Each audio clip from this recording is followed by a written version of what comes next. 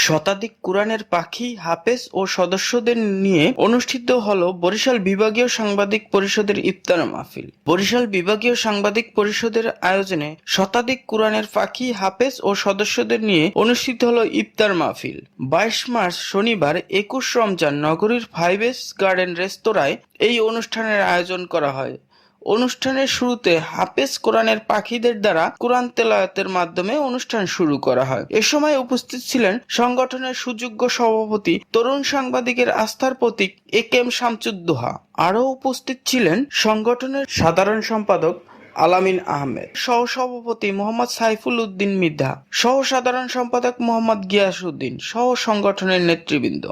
প্রধান অতিথির বক্তব্যে সভাপতি বলেন, বরিশাল বিভাগীয় সাংবাদিক পরিষদ জন্মলগ্ন থেকে সাধারণ ও অসহায় মানুষের জন্য কাজ করে যাচ্ছেন। এই সংগঠন প্রতি বছরই ইয়াতিম, হাফেজ, কোরআনের পাখিদের নিয়ে ইফতারের আয়োজন করে আসছেন। তাছাড়া প্রাকৃতিক দুর্যোগ, শীতার্তদের মাঝে শীতবস্ত্র সহ নানা সামাজিক কর্মকাণ্ড করে আসছেন। এই সংগঠন তৃণমূল পর্যায়ে কাজ করা সংবাদকর্মীদের সমস্যায় পাশে থেকে তাদের সহযোগিতা করে আসছেন। অনুষ্ঠান শেষে দোয়া মোনাজাত পরিচালনা করেন সংগঠনের ধর্ম বিষয়ক সম্পাদক মাওলানা আব্দুর রহিম।